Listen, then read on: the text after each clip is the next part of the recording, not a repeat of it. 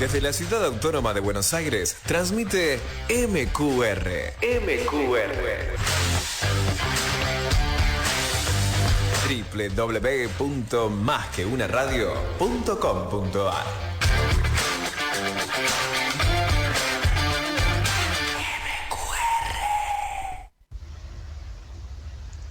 Vuelve a girar la cinta de Moebius, esa cinta del movimiento constante, algo así como el afán del hombre por construir su cultura, su identidad.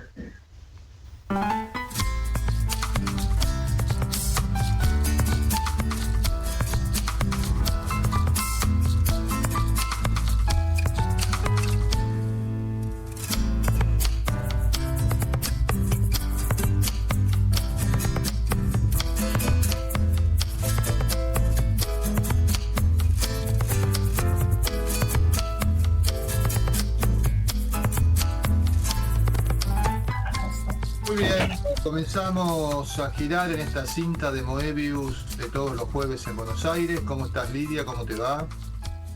Bien, ya se nos fue el veranito, pero todavía no hace demasiado frío. Y hoy estuvo lindo el tiempo. Estuvo lindo, sí. Salimos de la etapa de la lluvia constante de estos últimos 2 o 3 días y se puso más lindo acá en Buenos Aires. Y bueno, empezamos nuestro programa de poesía, que bueno, estaba charlando recién con nuestra poeta invitada del día de hoy, que ya vamos a presentar. Y es cierto que ya hace 19 años que lo hacemos, estamos ya el año que viene por cumplir los 20, no había entrado en conciencia de esa situación, así que pronto creo que lo habríamos empezado en abril, mayo del 2007 al programa, así que estamos en los 19 años, cumpliendo 19 años. Bueno, y hoy estamos en comunicación con Bahía Blanca, sí, tenemos una... Inesperadamente pensábamos que estábamos comunicados con el conurbano, pero resulta que estamos comunicados con el sur de la provincia de Buenos Aires. Con el sur de la provincia de Buenos Aires, una poeta que ya nos ha visitado, con la cual ya hemos charlado, hemos compartido otros libros, así que es un gusto volver a recibirla. Presentala, Lidia, por favor. Bueno, Emilia Carabajal nació en la provincia de Buenos Aires. Se dedica a la escritura y a la docencia particular. En 2019 publicó junto a Luciano Rossi la selección de cuentos y poemas El artista de todas las causas y otras más. Escribió los poemarios Dido por la editorial de Todos los Mares en 2021, por el cual también le hicimos una entrevista, y El Coro Desmembrado, que es una autoedición en formato digital que puede descargarse a la gorra en el blog Ni Nardos ni Caracolas, que ella administra.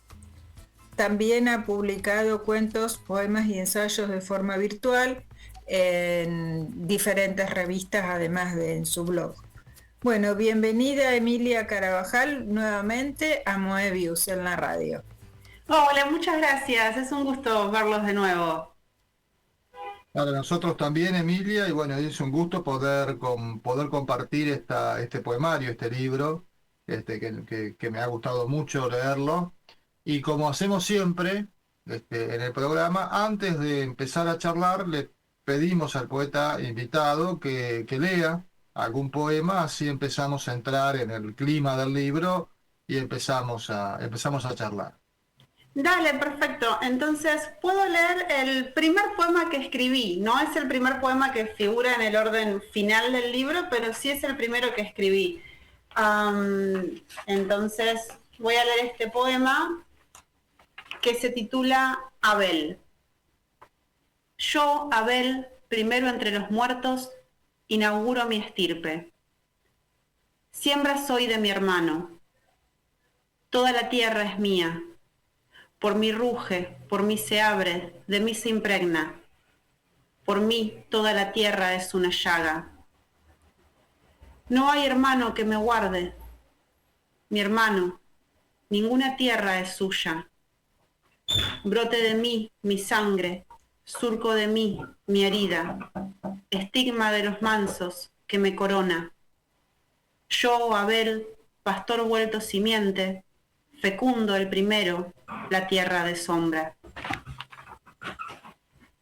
Muchísimas gracias, Emilia, por la lectura. Y bueno, empecemos un poquito a hablar por el formato del libro, ¿no? Sí. Esta manera es un oratorio de alguna manera, un formato que tiene que ver con la música. ¿Cómo fue que lo fuiste componiendo de alguna manera? ¿Cómo surgió esta composición tan relacionada con un formato musical, digamos? Bien, fue gradual, diría. Primero, la frase del coro desmembrado se me ocurrió a razón de otra cosa que estaba escribiendo y que finalmente no terminé, pero me gustó esa frase del coro desmembrado. Luego los poemas empezaron a gestarse a partir de este que leí recién. Me surgió la idea de escribir algo sobre Abel como el primero de los muertos y de ahí devino la idea de escribir otros poemas narrados por voces de personajes muertos. Entonces las dos ideas de algún modo se amalgamaron, la idea de un coro y la idea de muchos personajes muertos cantando o diciendo su poema. Y luego la elección de la palabra oratorio fue un poco contingente, diría, o aleatoria en este sentido, que dado que el libro se iba a llamar El coro desmembrado y dado que iba a haber muchas voces, quería que el subtítulo del libro también tuviese una alusión a la música, pero no sé, una palabra como ópera me parecía que no iba, y de todas las palabras que busqué relacionadas con la música en las que había un coro, oratorio fue la que más me gustó. Así que por eso finalmente el libro se llama El coro desmembrado, oratorio con madre, niña y cordero. Hay una continuidad, yo notaba una continuidad con Dido, ¿no? Uh-huh. Cuando leía Dido, este trabajo con los personajes, esta participación o esta intervención de los distintos personajes y los contrapuntos y las miradas, no sé, me daba la impresión, recordaba mientras leía el coro desmembrado, recordaba a Dido y veía que había como un elementos que hermanaban a los libros, ¿no? Sí, coincido con eso. Hay en los dos una polifonía, varios personajes que cuentan o que enuncian. En Dido hay una línea más homogénea narrativa, ¿no? O sea, todos los personajes están hablando de una misma historia y esa historia avanza con las voces de esos personajes. Acá está más desmembrado justamente, pero sí, hay en los dos esa polifonía y ese uso de voces de distintos personajes. Que pienso, es algo que a veces pienso sobre mi escritura, a lo mejor es una forma de suplir otras falencias mías. Me cuesta pensar o contar una historia desde cero o imaginar una historia ex nihilo. Entonces, tomar personajes de la literatura o que ya cargan una historia mítica o legendaria o literaria, es de alguna forma un subterfugio para escribir, para arrancar a escribir. Muy bien, muy interesante. Le voy a pasar un poquito la posta a Lidia, a ver si tiene algo que preguntarte, alguna... Dale. Sí, yo antes que preguntar quería hacer siempre selecciono de los comentarios que hay sobre el libro, selecciono uno y lo leo al principio y en esta ocasión me olvidé, así que lo voy a leer ahora. Uh-huh. En este caso son las palabras que escribió en el prólogo Mauro Fernández, que dicen así: hay aquí formas establecidas de la poesía: soneto, romance, romancillo, estancia, un trabajo visible sobre la tradición. En el poema que cierra el acto 4, Abel enumera e identifica las voces que están junto a él en la muerte y en el poema. Varios personajes están en la literatura misma, otros en la historia, incluso algunos están en los diarios. Costureras, esclavas, albañiles, niñas prisioneras, guerrilleros, presos, Desdémona, Aliona Ivanova, Antígona, Séptimos, Ofelia, Salomé.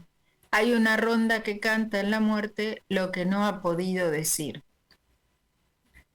Bueno, este es el comentario de Mauro y la pregunta que yo te quería hacer tiene que ver con la manera en que vos tratás estos materiales, ¿sí? Los romances, los romancillos y también la innumerable cantidad de textos referidos, mencionados, aludidos de diversas fuentes. Y yo la manera que vos te los apropiás y con el juego que haces con ellos, yo lo identifico con la parodia. ¿Sí? De alguna manera, en el sentido de que hay una inversión de digamos, del sentido que esos textos tuvieron, ¿no? En general los romances no sé, es completamente poco común, digamos que los romances se dediquen a temas tan relacionados con la muerte. Y después, por ejemplo, no sé, en los primeros hay toda una inversión de la cosecha y la siembra con digamos, la cosecha es de muertos, digamos.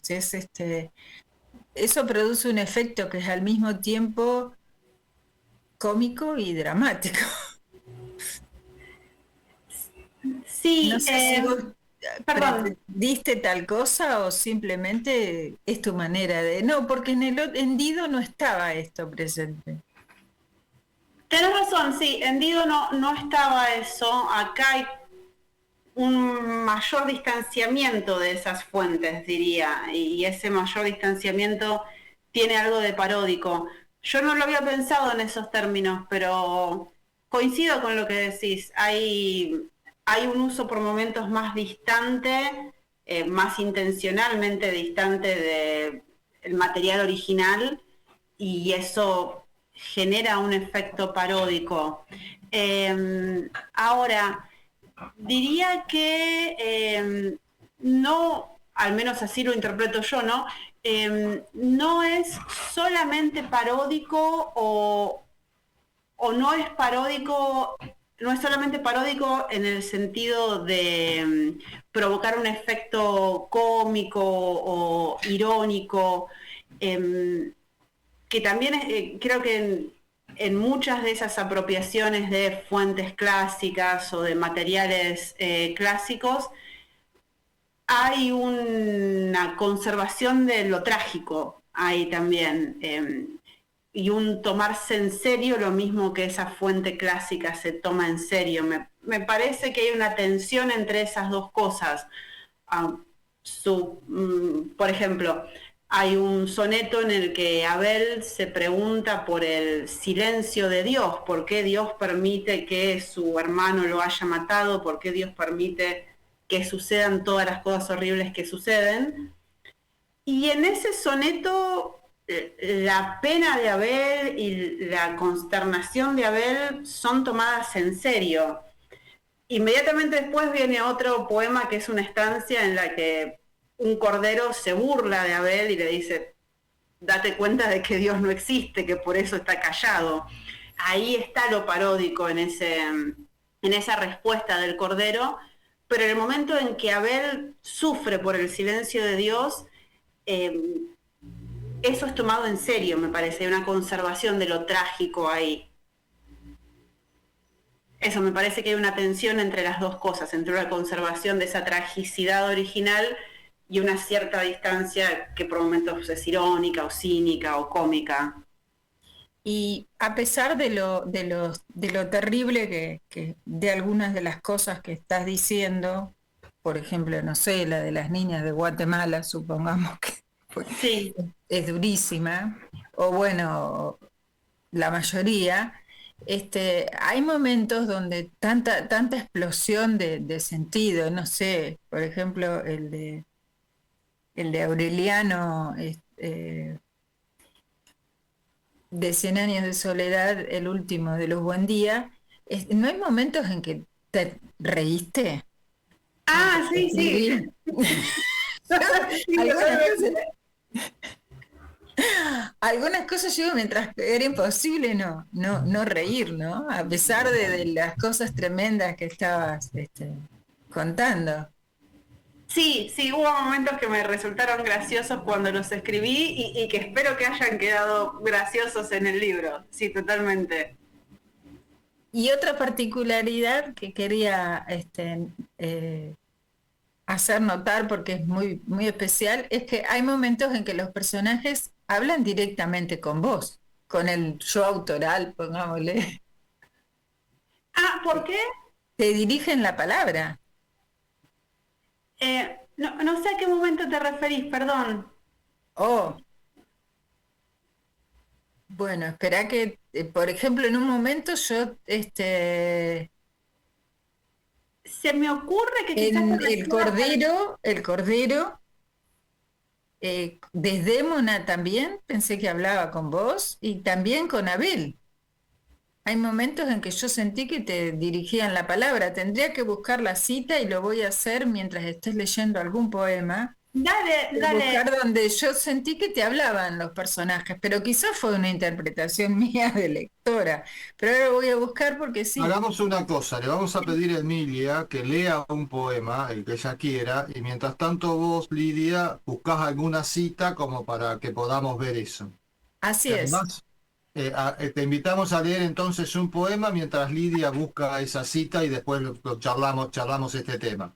Dale, gracias. Puedo leer justamente uno de los que mencionó Lidia, que ahora entiendo por qué lo dijo, que es el de Desdémona, que sí entiendo que se presta a que se interprete así también. Yo escribí el nombre Emilia aquí pensando en el personaje de Shakespeare, como en el otro personaje de Otelo. Emilia es otro personaje de la obra con quien Desdémona habla mucho y me imaginé a Desdémona hablándole a ese personaje. Pero bueno, también se puede interpretar de esta También forma. podés ser vos, porque claro. También puedo ser yo, sí. Entonces puedo leer este poema que se titula Desdémona. Que nadie lo culpe. Ha sido el viento, ese que quiebra los sauces y sofoca las candelas, el mismo que se yergue en las tempestades. ¿Recuerdas, Emilia? El viento separó nuestros bajeles. Fue la noche en que mi padre me maldijo. Ha sido el viento, sí. O la luna, que enloquece a los hombres cuando tiembla en el mar como un pañuelo. ¿Recuerdas, Emilia? Mi pañuelo era blanco, sus bordados rojos como cerezas heridas. O tal vez fui yo, que enloquecí a mi hombre, que temblé en el lecho como en el mar la luna, cuando él me maldijo. ¿Sabes? Era blanco mi lecho. Bien, no sé si Lidia habrá encontrado alguna de las citas que estaba mencionando. Una era esa donde yo me confundí de Emilia y en la de Abel todavía no la encontré porque Abel aparece por todos lados en el texto, es un personaje muy importante, no solo el primero en la composición, sino que aparece todo el tiempo, muchas veces muy tomado en solfa porque se lo presenta como muy quejoso.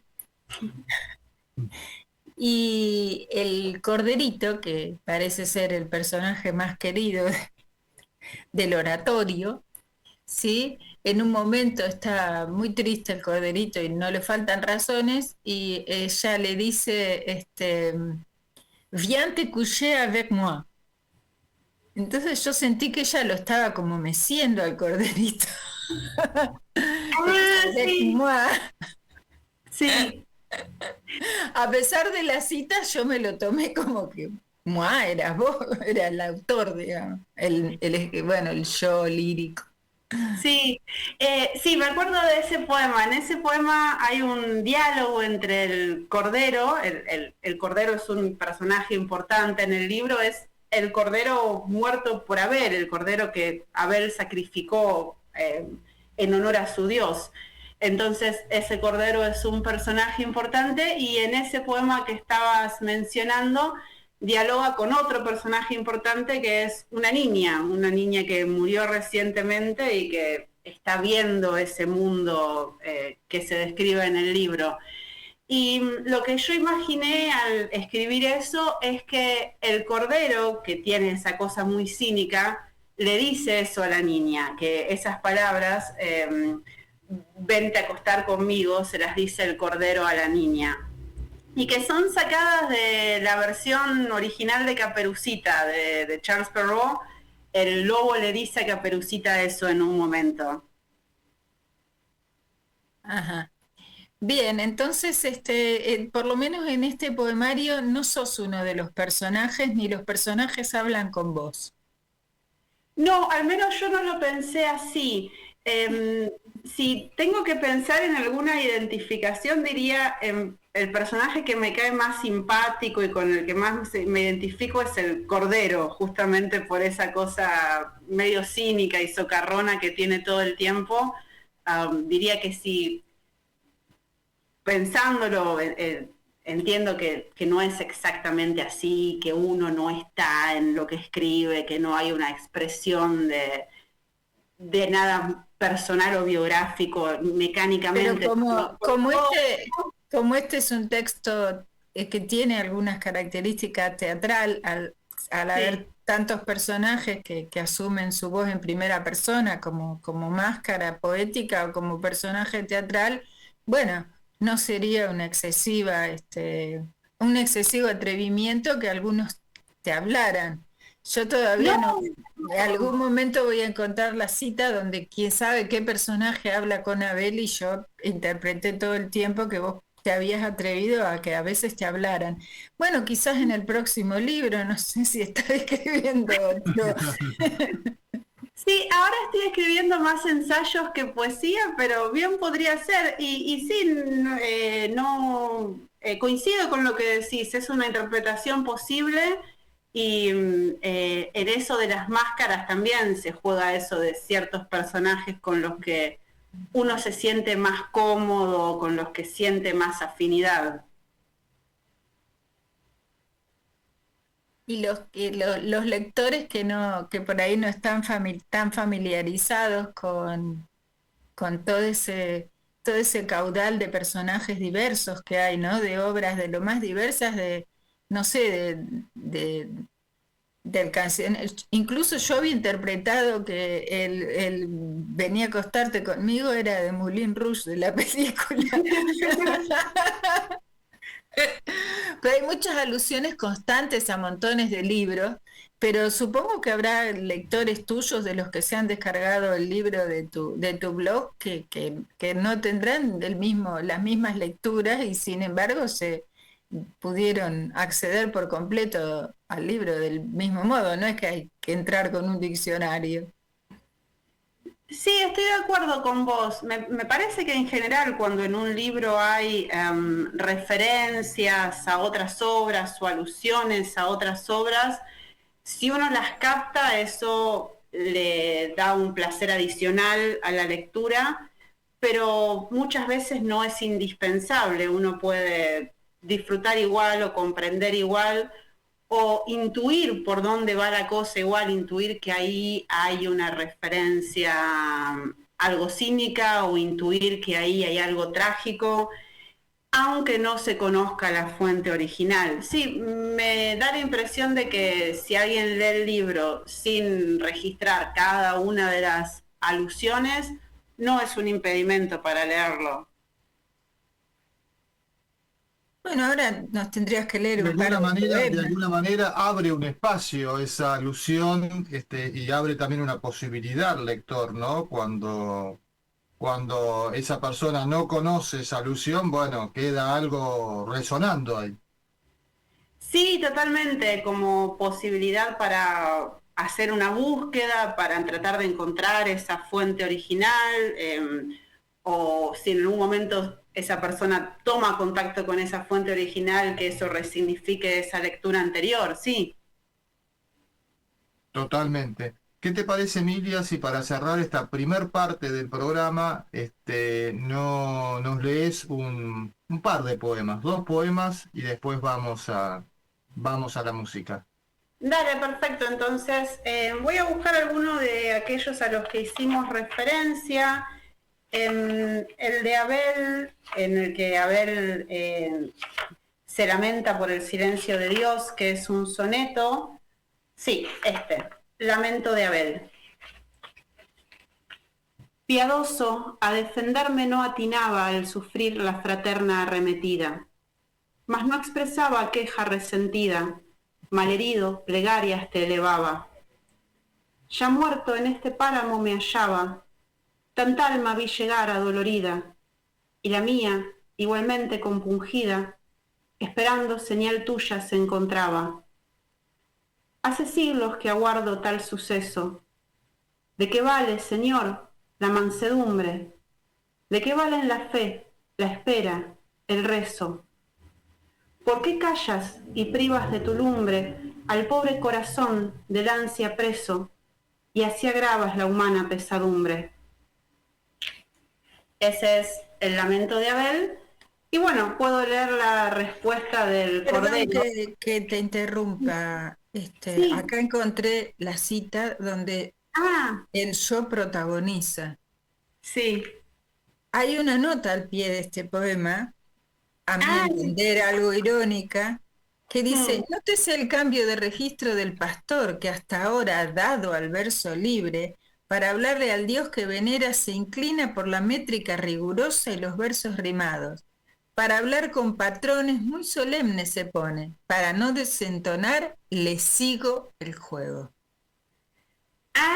sí, tenés razón, eso se puede interpretar perfectamente como dicho por el yo lírico.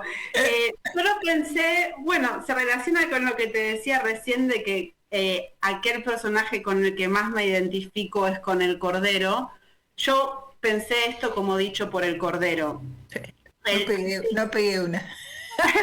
No, pero tiene sentido, sí, me parece una interpretación válida. Yo pensé que todas esas didascalias, el libro tiene algunas aclaraciones de este tipo. Bueno, ahora viene una parte en la que hablan tales personajes, ahora va a pasar tal cosa. Imaginé todas esas didascalias como dichas por el Cordero mismo. Pero es cierto que se pueden interpretar como otra voz, como una voz de un yo lírico que está ordenando todo ese material, sí. Es Ibas a interesante. leer Estancias del Cordero y yo te interrumpí, perdón. Sí, no, está bien. Entonces, las estancias del Cordero, que son el poema que le sigue inmediatamente, dicen así. Baladíes razones elucubras y el silencio de Dios te mueve al llanto. Pero si atiendes, puede que descubras, en las simples estancias que yo canto, la respuesta mejor a tu duda mayor. ¿Quién te hizo filósofo elocuente, siendo pastor de ovejas y de cabras? ¿Cómo aún no entiendes cabalmente por qué a Dios no se le oyen las palabras? Si tan simple no fueras, la razón comprendieras. En el prado, pastor, ¿nunca has notado que sonido solo hay en lo que existe? Lo inexistente suele estar callado. ¿Qué cosa inexistente hablar oíste? Ay, de tan simple que eres, las razones no infieres. Muy bueno. Bien. Gracias. Muy bien, Emilia. Bueno, ahora vamos a un poquito de música, vamos a un intermedio y después, por supuesto, seguimos disfrutando de tu poesía y charlando sobre este hermoso libro, El coro desmembrado. Así Dale, que, gracias. Carlos, vamos entonces con un poco de jazz en esta noche de música y poesía. Adelante.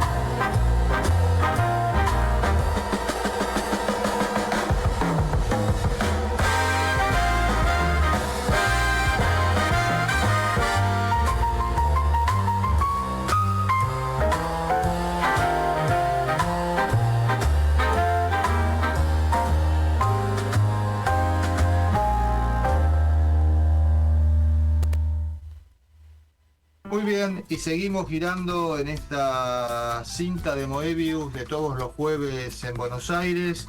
Y bueno, Lidia, este sábado tenemos Espías en la Casona. Contanos un poquito de la propuesta.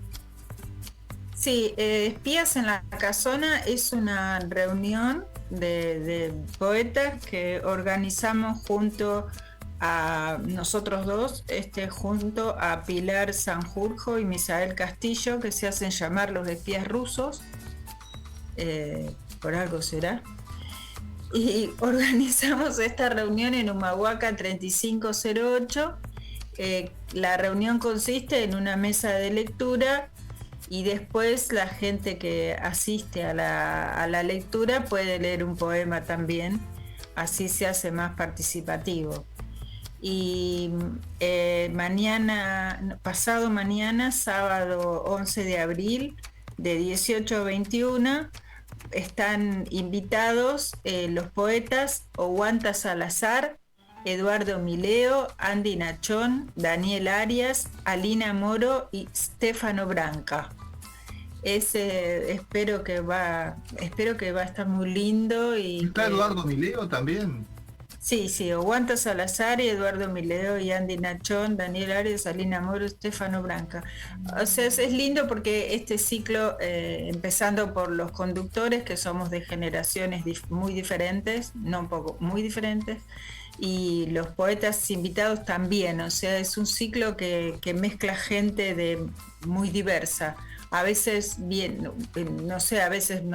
hay un montón de poetas de Santiago del Estero, a veces viene gente de un taller y son todos de menos de 25 años. Pero es una mezcla muy linda de poetas y bueno, y eso nos encanta, como hacer el programa de radio, pero hacer el programa de radio nos gusta más.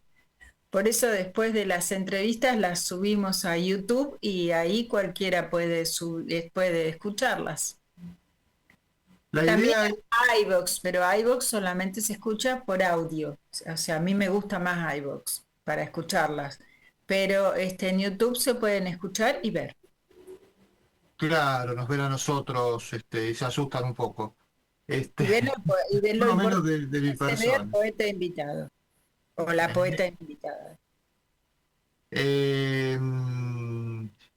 Las propuestas de la Casona de Humahuaca, los ciclos que hacemos en la Casona de Humahuaca, la idea es que una vez por mes, que serían los segundos sábados de cada mes, haya una propuesta de poesía, de compartir una mesa de poesía lo más diversa posible, tanto a nivel regional como de edades y demás, como para que, bueno, podamos disfrutar de la poesía, y somos también longevos en eso, porque empezamos con esta idea en el año 2003, así que hace ya muchísimos años que estamos llevando esta idea adelante, y bueno, la verdad que lo hacemos porque nos da mucho gusto. Es algo que además es generar un clima, ¿no? Porque la idea es una idea participativa. Muchos ciclos a veces reniegan del micrófono abierto, y este espacio a nosotros, sin embargo, nos parece también positivo, medido, sin excesos, dar la posibilidad a la gente que escribe y que va a escuchar, la posibilidad también de tener una participación en ese sentido, ¿no? Porque a veces hay que también ir moderando el micrófono abierto para que todos puedan participar y para que no sea una cosa pesada, sino que sea dinámica. Así que bueno, están todos invitados, Humahuaca 3508, este sábado 11 de abril y todos los segundos sábados de cada mes, durante todo el año, de enero a enero.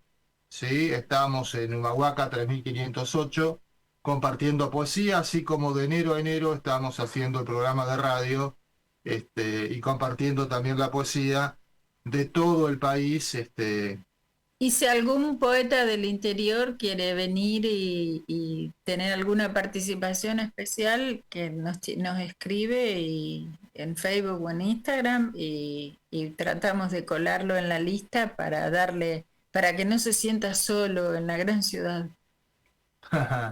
Totalmente. Emily, ¿qué te parece si para seguir charlando o antes de seguir charlando nos lees un poema y después seguimos con la charla? Dale, perfecto. Voy a leer un poema en verso libre, bastante largo, que se titula Antígona. ¿Por qué, Hemón, te empeñas en asirme? ¿Por qué insiste tu sangre que se pierde en abrazar los vaivenes de mi peplo? Déjame, cervatillo, bailar en el aire. ¿No oyes que el Bóreas tañe su canción en el lazo de mi cuello? Soy ave de la cueva que me guarda. En ella trazan mis piernas su vuelo, a veces errático, a veces circular. En ella oscilo, me repliego, y me hundo a veces en una quietud tan oscura que tú, animal del día, bramarías de espanto. ¿Por qué, bestia mía, esta ofrenda inútil? ¿Por qué derramas tu sangre solar ante mi altar nocturno? No es, Hemón, que no te sienta. Fuiste en mí la última estampida de lo diurno, el último lazo antes del lazo. Pero tu muerte no te acerca. Solo mi cuerpo a tu cuerpo cabalga. Tú, corcel encabritado, galopas la muerte sin que yo te vea. ¿En qué ríos te detienes? ¿En qué abismos te desbocas? ¿Acaso, potrillo, bebas del leteo y ya no me nombres? Y aunque sepas ahora del filo y de la sangre, nada ha de llegarte de mis muertes. ¿Cómo decirte, Hemón, que en la danza de mi peplo concluye la danza de una estirpe que destrozó su carne con su carne? ¿Cómo decirte que bailan en mis pies los pies heridos de un niño, que en mi cuello un eje se fractura y es el eje de un carro que se rompe cuando el hijo arremete contra el padre? ¿Cómo decirte que cuando el Bóreas se agita, mi vientre se retuerce como si recibiera de su retoño simiente? ¿Cómo decirte que el Bóreas hace que mis miembros choquen como dos hermanos que se matan? ¿Cómo contarte, Hemón, que mis ojos miraron las cuencas vacías de mi padre y en ellas vieron la vergüenza? ¿Cómo contarte que mis ojos miraron las cuencas vacías de mi hermano y en ellas vieron el vacío? Tú, por más que sangres, potro de luz encabritado, no sabrás de mis muertes. No has de saber que esta tarde, ya en mi cueva, oí voces de varón que se acercaban, anunciando el fin de mi castigo. Esta tarde, Hemón, oí a los hombres, oí tu voz y apuré el lazo. Muchísimas gracias, Emilia. Hermoso poema, hermoso poema. Gracias. Emilia, estábamos charlando mientras sonaba la música y vos pensando que estábamos todavía en el programa, me lo contaste en forma detallada. Me resultó muy interesante la manera en que editaste este libro. Me pareció una excelente idea y bueno, quiero que nos la cuentes un poquito. Bien, entonces como ya contaron, el libro es una autoedición digital a la gorra. El archivo del libro está en mi blog y cualquier persona puede descargárselo y si así lo desea hacer una contribución monetaria. Y la razón por la cual elegí hacerlo así fue primeramente práctica, porque publicarlo de otra forma hubiese implicado o conseguir una editorial interesada en publicarlo sin que yo lo pagase por adelantado, o juntar el dinero necesario para pagar la edición, o conseguir una editorial interesada en publicarlo de forma digital, y cualquiera de esas opciones implicaban un tiempo y una atención y un dinero que no tenía o no quería destinar a eso y me parecía más práctico hacerlo como una autoedición digital. Y ya que lo hacía así, pensé que una opción intermedia entre que fuese un libro simplemente gratuito y un libro pago era hacerlo a la gorra. Entonces, en principio me pareció la opción más práctica. Y luego me resultó también gratificante, me gustó el hecho de que el libro llegara a mucha más gente a la que hubiese llegado si hubiera hecho una edición convencional, porque, no sé, una tirada de libros de poesía tiene aproximadamente 100 ejemplares, eso es a lo que hubiera accedido yo, y en mi blog tiene muchas más visitas que ese número, así que llegó a más gente a la que hubiese llegado de otra forma. Eso me gusta. Y me gusta también, y reivindico también, el hecho de que el dinero no sea un impedimento para leerlo, que si alguien no puede destinar la plata a comprar el libro, pueda leerlo igual. Así que, si bien empezó por motivos puramente prácticos, terminó gustándome también por otras razones. Emilia, el blog, donde Sí. donde se puede encontrar el libro, decinos, porque puede haber algún oyente que esté interesado y bueno, cómo acceder al libro entonces. Sí, el blog se llama Ni Nardos ni Caracolas y en un segundo te digo exactamente la dirección. Dame un segundo para decirte cuál es la dirección del blog.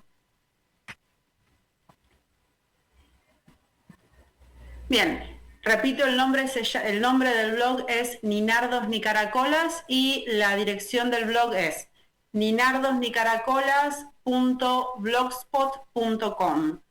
En ese blog subo ensayos, poemas, cosas que escribo, y una de las entradas del blog se llama El Coro Desmembrado y ahí hay un link para descargarse el archivo, que es un PDF. Muy bien, entonces entrando a Ninardos ni Caracolas Blogspot, ahí que lo googlean y entran y lo encuentran sin dificultad. Ahí Sí. pueden encontrar tu libro y bueno, acceder a él. Y si quieren hacer un aporte económico, es voluntario. Y bueno, y aquellos que por ahí no lo pueden hacer también pueden acceder y pueden tener la posibilidad de disfrutar de tu libro. Sí, ¿Cuántas, exactamente. Perdón. cuántas vistas calculás que ha tenido, independientemente de las descargas, digo vistas? Sí, ya te digo el número exacto, 1724. ¡Wow! Sí, Es muy cierto, y casualmente mientras estábamos en el intermedio, hablábamos de este momento que estamos viviendo, que tiene que ver también con alguna especie de quiebre generacional, y a veces la gente, que uno piensa que tiene una mayor cultura digital, tiene más resistencia. Esto de la literatura difundida a través de los medios digitales, ¿no? Y cierta resistencia que algunos todavía tienen la necesidad del libro en papel, ¿sí? Que muchas veces nos ha pasado.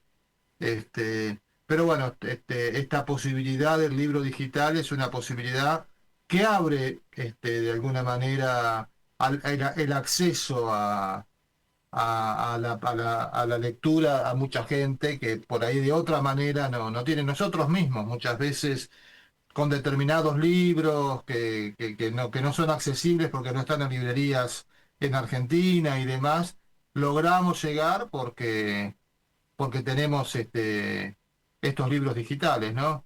Es algo como para pensar. sí, totalmente. A mí me sucede lo mismo. Lo hablábamos también antes.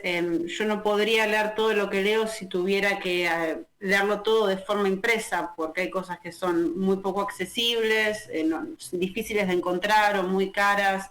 Pero sí me ha ocurrido también que cuando ofrecí mi libro o cuando difundí mi libro, noté esa resistencia de la que vos hablabas en alguna gente. Diría que en un grupo minoritario, pero hubo algunas personas que me dijeron, sí, me gusta lo que escribís, qué bueno que lo hayas publicado, pero yo no leo en formato digital. En algunos casos puntuales me sucedió me sucedió eso. Es algo que suele pasar, sí. Bueno, Emilia, lamentablemente se nos ha ido el tiempo. Ha sido un gusto charlar con vos, poder disfrutar de tu poesía. Siempre quedan cosas pendientes, posibilidades para seguir charlando, para seguir compartiendo, pero siempre nos gusta también terminar el programa con poesía. Así que te voy a invitar a leer y agradecerte enormemente tu presencia, como siempre, acá en este programa. Bueno, muchas gracias. Voy a elegir algún poema en el que aparezca el otro personaje importante del libro que hasta ahora no apareció en ninguno de los poemas que leí, que es la niña. Entonces voy a leer la niña y su madre. Esos son los dos personajes importantes que aún no aparecieron. Así que voy a leer el último poema del libro que se llama Coda, que es un diálogo entre estos dos personajes, una madre y una niña. ¿Qué vas a hacer, niña, ahora que te alejas de mi oído? Andar, madre, y conocer de la muerte los caminos. ¿Cómo andarás, niña, sola, sin tu madre y sin abrigo? ¿Cómo he de andar? Yo no sé, solo entiendo que es mi sino. Cuando muertos no se apagan los afanes de los vivos. Un fulgor antes me ardía, un fulgor me arde aquí mismo. Conocer una vez quise, con flores y corderitos, del amor el gran misterio, su gran secreto escondido. Y no pudiendo encontrarlo en el jardín florecido, lo buscaré de igual modo en el terreno baldío. Y no teniéndote, madre, sin capa ni zapatitos, andaré llena de miedo, andaré llena de frío. Muchos lugares de espanto guarda dentro este baldío, que yo ya me he visto algunos, cuevas, cadalzos, hospicios. Mas aunque mucho me tiemblen estos flacos miembros míos, y aunque este campo me espante, yo me guardo el fulgor mío. Con mi muerte y con mi lumbre andaré por los caminos, la mitad llena de sombra, la mitad llena de bríos. Emilia, muchísimas gracias nuevamente, un gusto poder compartir este tiempo con vos. Muchas gracias a ustedes, fue un gusto para mí también. Bueno, y por supuesto también agradecerle a Lidia, que no solo está compartiendo el espacio, sino que también hace la producción del programa, y a Carlos, que está constantemente ahí en los controles para que podamos salir al aire. Muchísimas gracias a todos, y esta cinta de Moebius sigue girando en Buenos Aires. Hasta el próximo jueves.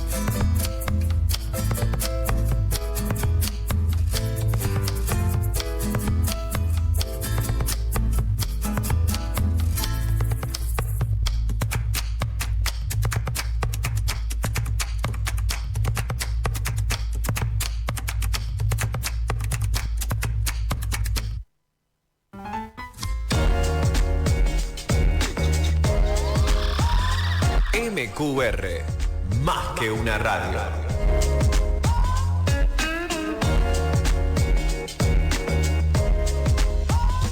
Desde el amanecer.